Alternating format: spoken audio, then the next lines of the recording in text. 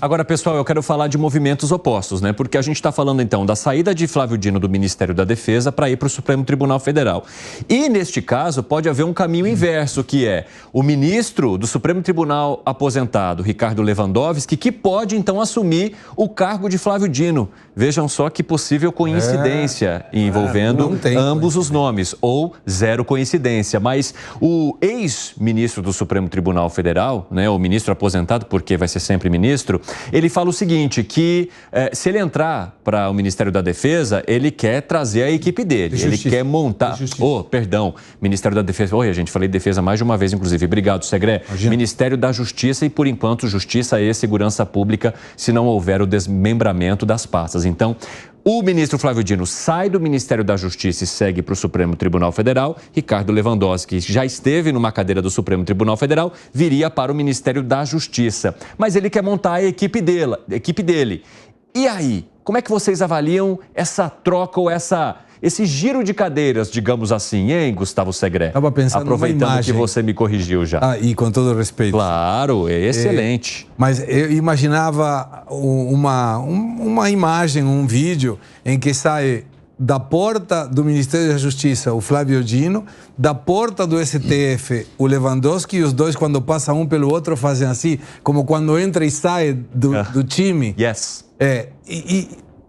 Eu não sei, é uma situação muito confusa. Eu não tiro a capacidade do ministro Lewandowski de ir no Ministério da Justiça, inegável.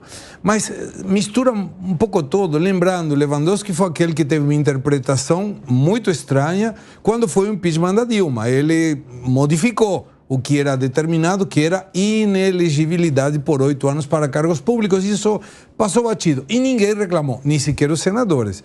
Então, é uma sensação de troca de cadeiras de pessoas que o governo, talvez estando no governo seja muito lógico isso, coloca em determinados lugares, e no caso de Flávio Dino é um lugar daqui até muitos anos, né? Exatamente. Luiz Felipe Dávila, entrada com chegada e equipe também no combo. Como é que você avalia isso? E agora, 5h32, o pessoal da rádio vai para um rápido intervalo. Espero vocês já, hein?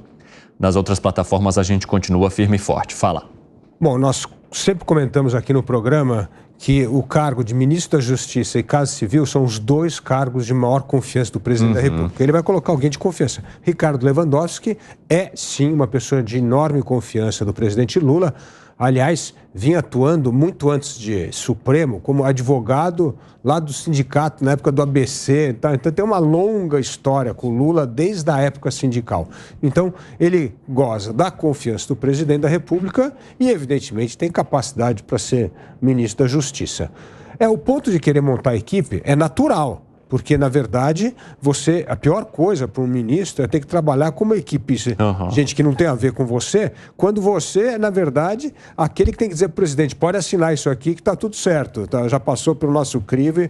Então, é uma coisa que preocupa. Outra coisa é Lewandowski, que deixou o Supremo, e como pessoas que deixam o Supremo, logo tem uma bancada advocatícia com vários casos importantes. Então ele vai ter que abrir mão de uma opção de casos que, evidentemente, é algo importante aí para o ministro Lewandowski. Então tem uma questão pessoal, né? Como é que ele vai... Ele não pode, evidentemente, exercer advocacia sendo ministro da Justiça.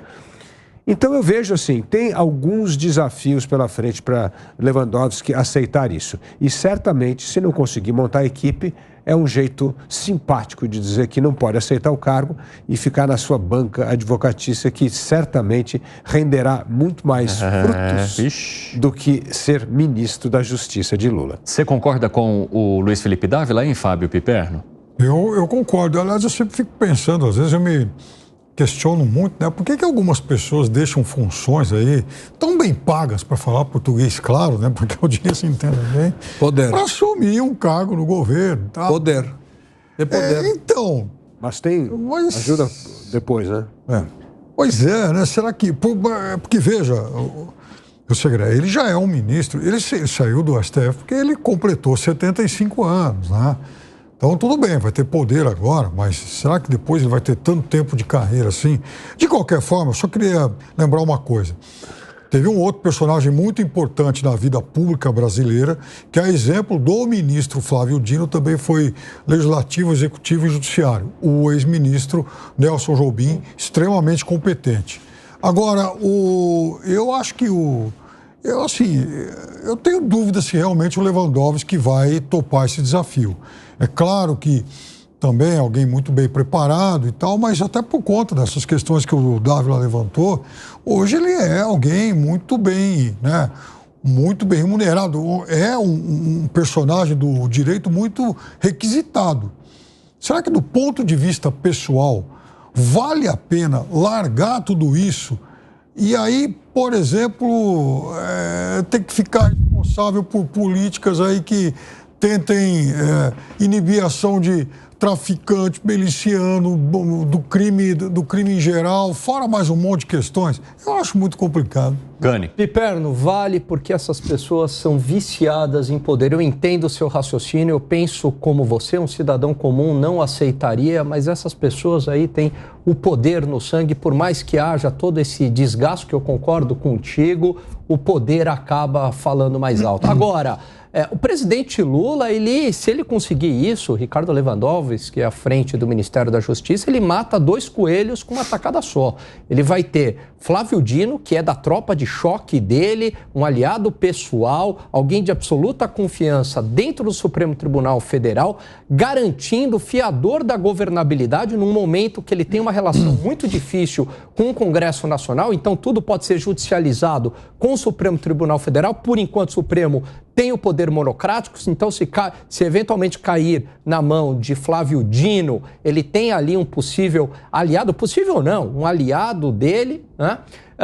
E por outro lado, à frente do Ministério da Justiça também alguém de absoluta confiança dele, alguém que bateu no peito junto com Renan Calheiros e preservou os direitos políticos de Dilma Rousseff, mesmo sendo uma afronta contra a Constituição Federal. E o último feito também do ministro do Supremo, ex-ministro Ricardo Lewandowski, foi revogar a lei das estatais numa decisão monocrática, que deu de presente, de bandeja para o Centrão e para o governo essa decisão.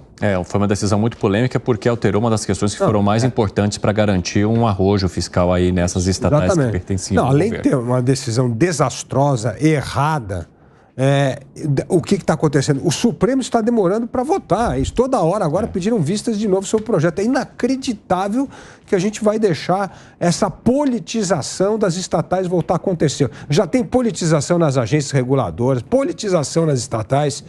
E tudo isso tem um altíssimo custo para o país, que é o custo da ineficiência e do jeitinho para liberar as coisas. É tudo que o Brasil não precisa nesse momento. O Brasil precisa de previsibilidade. E quanto mais politizadas essas empresas e esses órgãos, o que a gente está fazendo é aumentando a imprevisibilidade, a volatilidade e a desconfiança. Tudo isso atrapalha a retomada do crescimento econômico no país.